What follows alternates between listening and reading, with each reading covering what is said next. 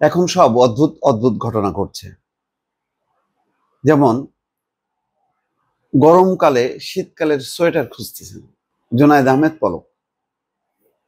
প্রতিমন্ত্রী জুনায়েদ আহমেদ পলক তিনি আদালতে বলতেছেন যে তার সোয়েটার হারায় গেছে।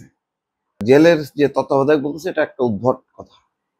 সবচেয়ে গুরুত্বপূর্ণ হলো যে গরমকালে সোয়েটার মানে মানে খুঁজতে হচ্ছে, এটা একটা অদ্ভুত ব্যাপার। এগুলি কি পাগলামি নাকি মস্তিষ্ক বিকৃত নাকি এমন একটা উদ্ভট কিছু মানে কাহিনী নিয়ে আসতেছে যেগুলি নিয়ে খবর হয়, কোনটা বোঝা যাচ্ছে না। কাঠগড়ায় দাঁড়িয়ে সাবেক তথ্য প্রযুক্তি প্রতিমন্ত্রী জুনায়েদ আহমেদ পলক আইনজীবীদের কাছে দাবি করেছেন কারাগার থেকে তার দুটি শীতের সোয়েটার হারিয়ে গেছে। আইনজীবীদের উদ্দেশ্যে বলছেন, আগামী শীতকাল পর্যন্ত কারাগারে থাকতে হবে কিনা জানি না, কিন্তু আমার দুটি শীতের সোয়েটার হারিয়ে গেছে। যদি সে পর্যন্ত থাকতে হয় তাহলে আবার সোয়েটার জোগাড় করে নিতে হবে। এটা আদালতে আইনজীবীদের কাছে বলার মতো একটা বিষয়। আর কারাগার থেকে সোয়েটার হারা যাবে, সে তো নিশ্চয়ই ডিভিশন পাওয়া একটা কোনো রুম পাইছে। তো কে চুরি করবে, কিভাবে চুরি করবে, হইতে পারে। কিন্তু এটা আদালতে এসে আইনজীবীদের কাছে এটা বলা, এগুলি কি ফান নাকি মস্কারি? কাশিমপুর হাই সিকিউরিটি কারাগারে তত্ত্বাবধায়ক এবং ঢাকা মহানগর দায়রা জজ আদালতে প্রধান পাবলিক প্রসিকিউটর বলছেন যে কারাগারের তত্ত্বাবধায়ক সে কাশিমপুর হাই সিকিউরিটি কারাগারে আছে।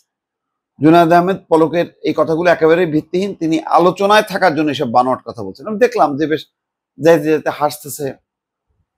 কেউ বলতেছে, পলক ভাই স্টারলিং তো চলে আসলো। তারপরে আবার ওই শাহজাহান খান বলতেছে নির্বাচন তো অবশ্যই অংশ নেব। আবার একবার বলতেছে যে আমাদেরকে এইভাবে কথাগুলি বলাচ্ছেন কেন। কিন্তু আবার তিনি বলতেছেন যে কারাগারে মুক্তিযোদ্ধারা, ক্ষমতায় রাজাকাররা।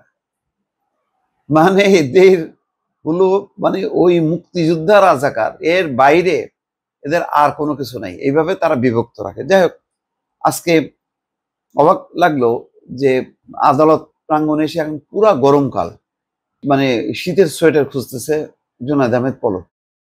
এটার কি উদ্দেশ্য হতে পারে বুঝতেছে না। বিভিন্ন হত্যা মামলায় আজকে আইনমন্ত্রী শামসুল হক, আওয়ামী লীগ নেতা আমির হোসেন আমু, শাহজাহান খান, কামাল আহমেদ মজুমদার, জুনায়েদ আহমেদ পলক, তুরিন আফরোজকে গ্রেপ্তার দেখানো হয়। শুনানি শেষে পলকের আইনজীবী ফারজানা ইয়াসমিন বলেন, তার মক্কেল কাঠগড়ায় দাঁড়িয়ে তাকে জানিয়েছেন তার শীতের দুটি সোয়েটার কারাগার থেকে হারিয়ে গেছে।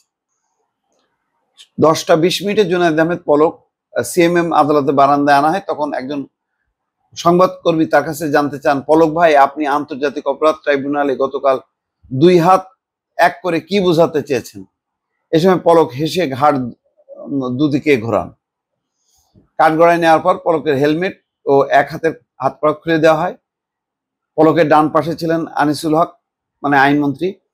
তার ডান হাতে পরানো ছিল হাত কড়া। এই সময় পলক তার 2 আইনজীবীর সঙ্গে কথা বলতে শুরু করেন। যাই হোক, খুব ফানি ফানি বিষয়গুলো আসতেছে। আবার আইনজীবী ফারজানার উদ্দেশ্যে বলতেছে, আমাকে 2-1 দিনের মধ্যে গাজীপুরের আদালতে তোলা হবে, তোমাদের সেখানে যাওয়ার দরকার নেই, মামলার কাগজগুলো তুলে রাখো।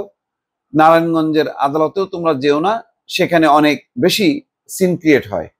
মানে পুরো এই বিষয়গুলো নিয়ে আলোচনা যখন আসতেছে এবং তারা যখন এই কথাগুলো বলে, অদ্ভুত অদ্ভুত কথাগুলো, এগুলি একটা বিনোদন আকারে গণমাধ্যমে আসে এবং এইগুলি ছাড়া এর অন্য কোনো গুরুত্ব আছে বলে মনে হয় না। দর্শক ভালো থাকবেন, আল্লাহ হাফিজ।